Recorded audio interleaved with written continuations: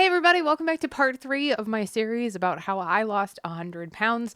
I lied. I did change my clothes. It's tomorrow. I got tired. So in today's essay, I'm going to talk about emotions. I'm going to talk about feelings. I'm going to talk about the process that I had to go through to learn how to process my body's own signals, and the struggles and trials and tribulations therein.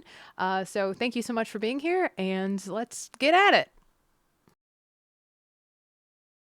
Welcome to the intro. A couple of things going in. First, this is not medical advice, nor can I guarantee that anything that worked for me will work for you. We are different people with different experiences, and it is beautiful and lovely that we can coexist.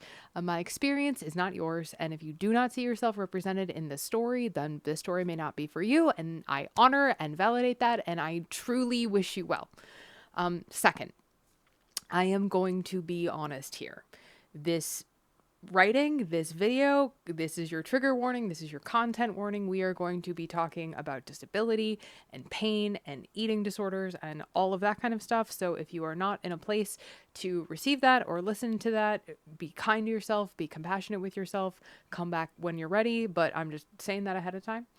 And also, I just want to warn you that I am going to be more honest here than you are probably used to seeing me. And part of that is because I want to be direct about the challenges that I was facing and how truly, actually, for really hard it was, and how hard I had to work to get where I am in my recovery. And I'm sharing all of this because I want you to know that if you are struggling with similar things, you are allowed to want something different. You are allowed to work towards feeling better. The work is hard. It can feel difficult. It can feel impossible. But even when it feels insurmountable and impossible and difficult, I hope that you hear my story and it resonates. So yeah, with all of that being said, let us. I got more messages around my writing around binge eating than anything else I have ever written or posted in the past 5 years, and that was a startling revelation. Literally thousands of people reached out to say that they recognized themselves in my description of the frustrations and the fear and the constant nagging hunger. And while it was validating, it also honestly just kind of made me sad. So many of us, so many people living with an insatiable, ever-present hunger, which I started referring to as the void. This feeling that no matter how full or how much I've had, I could have more, maybe something else. If I just had sweet, I'd want savory. If I just had savory, I'd want sweet, eating for the sensory and sensation seeking and emotional soothing and as an interesting thing to do if I was bored. The science checks out too. We see higher rates of binge eating and bulimia in women with ADHD, and it makes sense. ADHD brains are constantly seeking dopamine, and food is an easy, immediate source. Time perception issues mean we might not register I ate an hour ago the same way neurotypical people do. Everything is connected, and when one part of the machine isn't working, it's entirely reasonable for the rest of it to have to compensate somehow. Here's what nobody tells you about somatic work when you're neurodivergent. It is not just hard, it is operating in a completely different paradigm than your brain was built for. Neurotypical people are told, notice the sensation in your chest, and they just do that. They just do it. For me, it was like being asked to see a new color. I didn't have the receptors for it, I had to build them. And building them meant sitting with the discomfort I'd spent my entire life avoiding. It meant not immediately reaching for food when I felt bad. It meant pausing, which is perhaps the hardest thing an ADHD brain can do, and asking, what is this feeling so sudden and new? Where is it in my body? What does it want? And most of the time, the answer was, I don't know, and I don't know. But sometimes, after weeks of practice, I would catch a glimmer, a recognition. Oh, that's anxiety. That tightness is anxiety, not hunger. And I'd sit with it instead of eating at it. And the anxiety would eventually pass. And I'd feel something that might have been pride, or it might have been relief, or it might have been exhaustion. I still wasn't entirely sure. The work was tedious. It was incremental, and it was foundationally necessary. Just like the physical therapy, just like all of it. So There's this one scene in Evil Dead 2 where Ash is like fighting himself because his hand has been possessed. That is the closest explanation I can give to how strange it feels to be begging, pleading, fighting yourself to stop eating the chips. You don't need any more. You're good. You're done. You've had enough. You're way past a regular amount. You don't need to keep eating. You don't need to finish the bag. Please don't finish the bag. You're full. You're done. You're full. You're done. Stop, stop, stop, stop, stop, stop, stop, stop. Until the bag is empty and you are filled with a sudden revulsion and disgust for yourself and your lack of self-control. I spend a lot of time on the internet and I see what people post about fat people, about binge eaters. Just stop. Just put down the fork. Just shut your mouth. That just again. It's just a matter of self-control. It's just pure laziness. It's just a lack of willpower. I don't know how to say this any other way than this. Until you find yourself desperately retrieving food from the garbage, perfectly good food you'd shamefully wasted, promising yourself that if you threw it away, you wouldn't be tempted to binge, and eating around the dish soap you'd squirted into the bag with the thought that maybe the dish soap would deter you from trying to pull it out of the garbage and eat it, until you have furtively removed plastic bags full of vomit from your closet and car, until you have pulled your car over on the side of the road to empty your guilt-riddled stomach for having the audacity to enjoy a dinner out with friends. Until you have experienced those things, your comments about my lack of willpower don't really hit the same. The thing of it was that on one side, I was piling up therapy breakthroughs and making a huge amount of progress in understanding and breaking down my thought processes and figuring out healthier ways of thinking. But as much as I knew what was wrong, I still wasn't actually processing any of it. I was still intellectualizing everything before actually dealing with it emotionally. If you have reached out to ask about how to find a therapist or what kind of therapy I sought out, and the answer is not particularly interesting. I Google searched ADHD plus eating disorder therapist in my area. I made dozens, if not hundreds of phone calls. I sent emails, texts. I filled out form after form after form. And then I go through the excruciatingly dull process of explaining my situation and difficulties again and again, vibe checking each therapist, asking questions about their knowledge around treating complex neurodivergent issues and eating disorders, what types of therapy modalities they used. It's a process. I discovered that for me, talk therapy doesn't really do much of anything. I'm already an intellectualizer. I'm good at talking. And so I had to find a therapist who would set hard boundaries around my just sitting and monologuing entertainingly for an hour.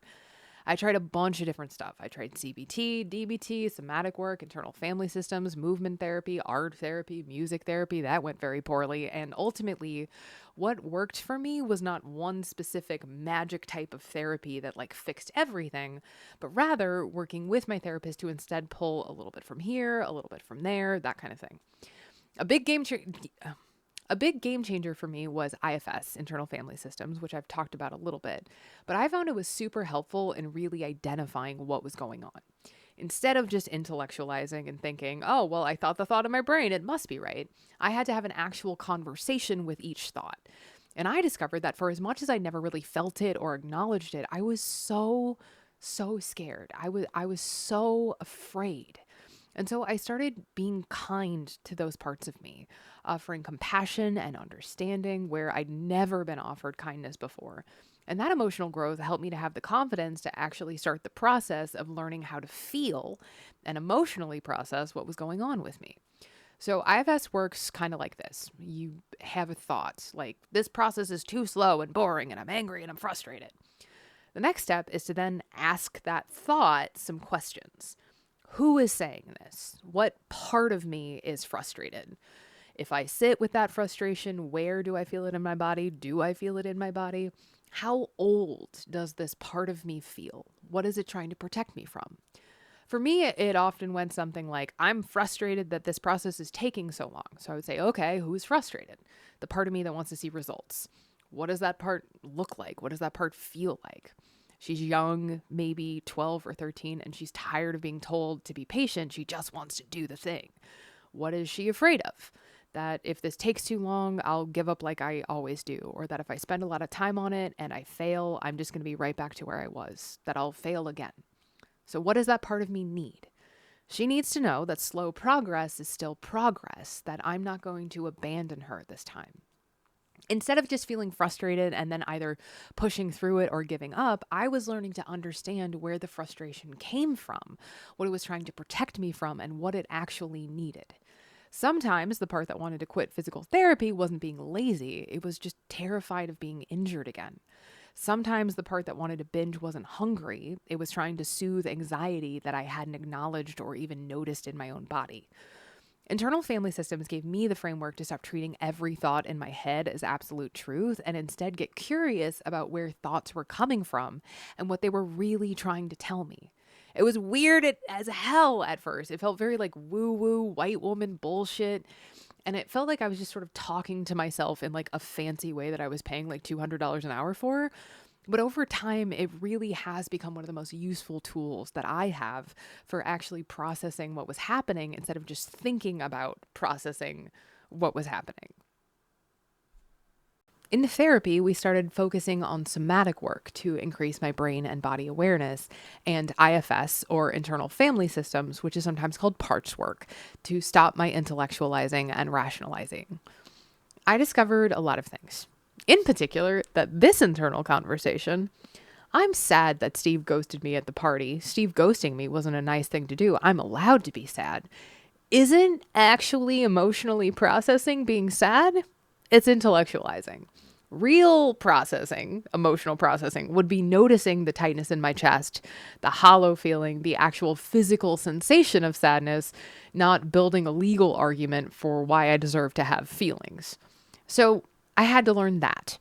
But then I also had to learn how the fuck to know you're feeling a hollow feeling in your chest, which is different than being hungry, which is different than a tummy ache, which is different than when you realize you forgot about that important meeting, which is different than when you're on a roller coaster. And then feeling those sensations in your body is different than knowing if you're scared or mad or excited or angry or nervous, and that is only your tummy. You're also supposed to notice like what's going on behind your eyes and your breath and your mouth and your throat and your shoulders and your neck and how you're standing and are you making fists or hunching over, and then you got to like patchwork quilt all of the different stuff happening in your body together to figure out what emotion it is that you are feeling.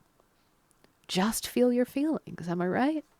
Sometimes I really wonder what my life would be like if I had gotten an earlier diagnosis. If anyone had noticed my lack of interoception and my alexithymia and taught me better skills growing up, if they had warned me about my predisposition to binge eating, would I be here now? But I was. And so I had to start from what felt like scratch. The first thing that I had to address was my lack of interoceptive abilities. I have never particularly known if I was hungry or not, let alone full, and the nagging urge to binge felt identical to the feeling I felt when I hadn't eaten all day and was super hungry, so I had no real ability to tell it apart. If I was full, I couldn't tell until I was full till bursting. And even then, my binge urge would still be on. So I'd keep eating long past the point of comfort because my binge urges would want more and more and more and more and more. The complexities of healing from binge eating while not being able to tell if you're hungry or not is something that probably needs its own essay. But here's what I can tell you. It was slow, it was glacial, and it was frustrating beyond measure. I hear all the time in recovery spaces that recovery is a process and other stupid fucking asinine bullshit that I deeply loathe every time I hear it, despite the inconvenience of all that loathing still not making any of that untrue. Recovery is a process.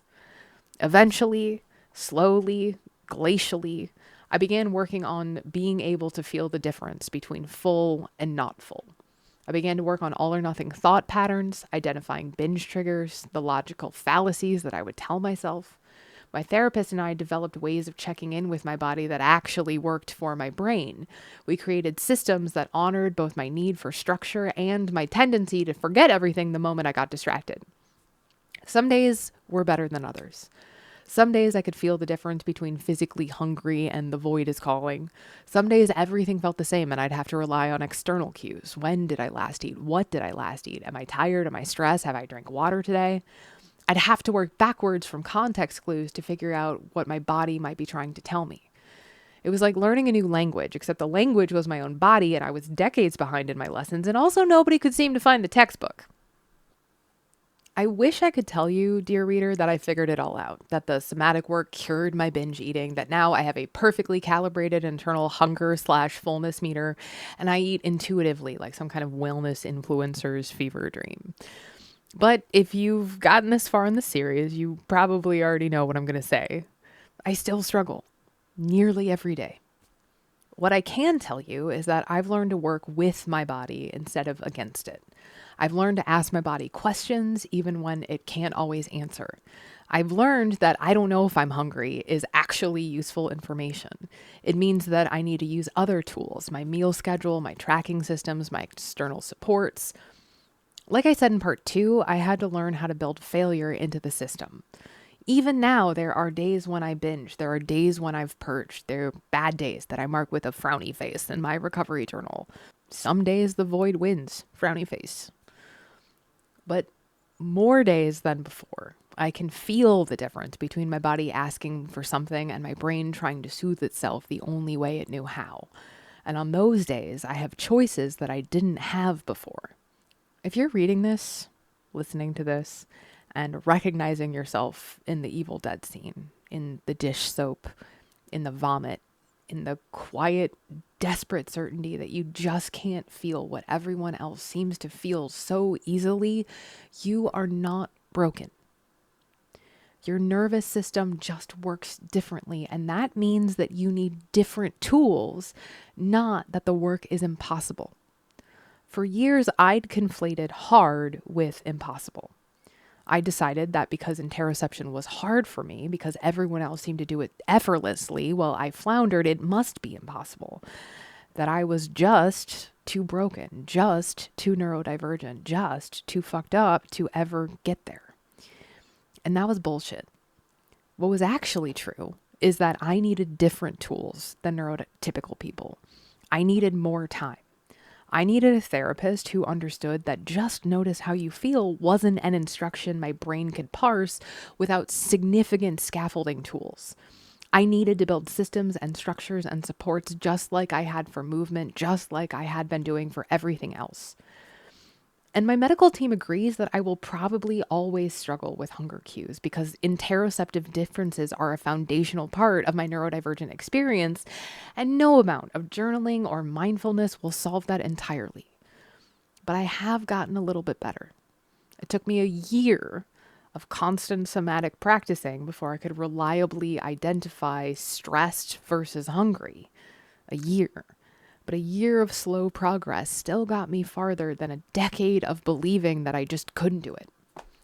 The work didn't get any easier, but it did become possible once I stopped trying to do it the way everyone else had been telling me I should be doing it and started doing it the way that actually worked for my brain. Not easy, not fast, not linear, but it was possible. Part 4 is going to be about the other half of the equation. What happens when you're trying to eat normally, but you're neurodivergent, and normal eating is not designed for brains like ours. So we're going to talk about that next week. Thanks for listening. Oh, that was rough. Okay.